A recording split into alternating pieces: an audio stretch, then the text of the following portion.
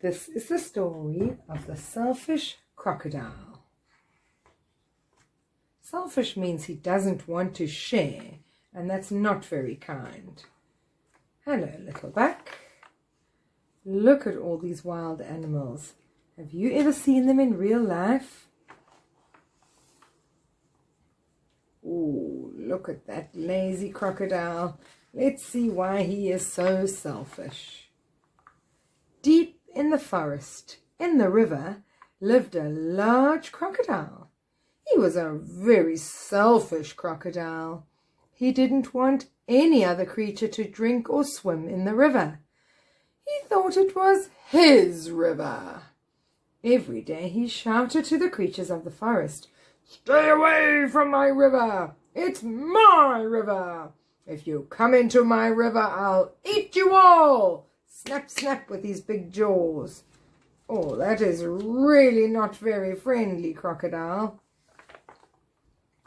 So there were no fish, no tadpoles, no frogs, no crabs, no crayfish in the river. All of them were too scared of the selfish crocodile. The forest creatures kept away from the river too, and whenever they were thirsty, they walked and walked and walked and walked for miles to get fresh water from the next river or stream. Oh, shame. Every day the crocodile lay on his great big back in the sun, picking his big sharp teeth with a stick.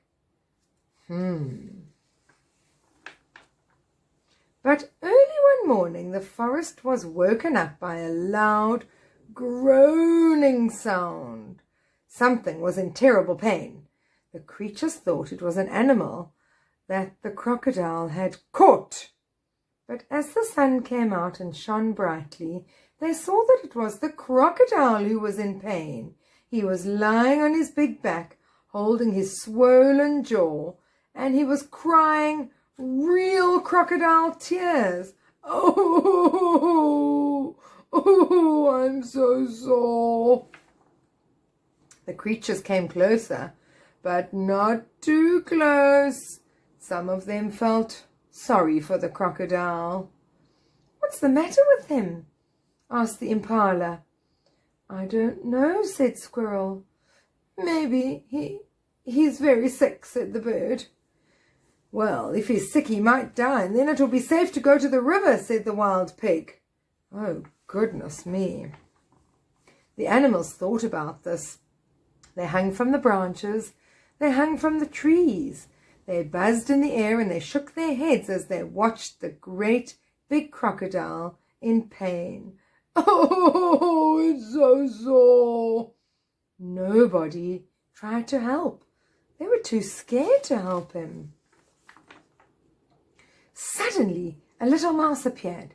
Bing, bing, bing, bing, bing. He sniffed the air and he ran across the crocodile's tail onto his tummy. The other creatures just stared. Is he crazy? I think he's far too brave.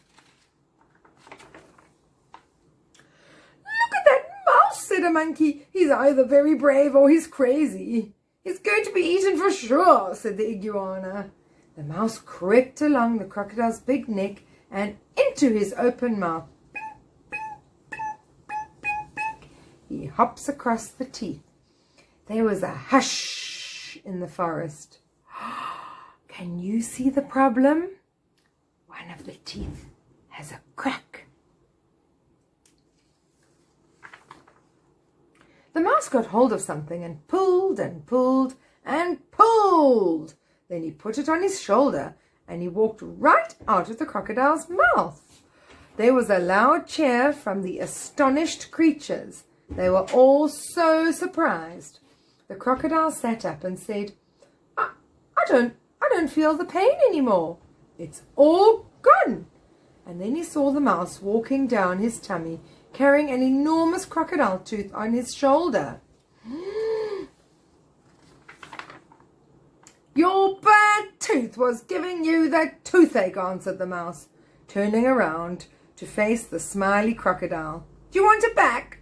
"Oh, no, get rid of it. And when you've done that, come back and I'll have a present for you."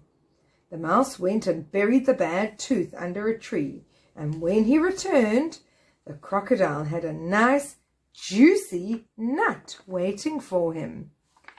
As the crocodile watched the mouse eating the nut, he said to him, "You were very clever getting rid of my toothache, and you were very kind too.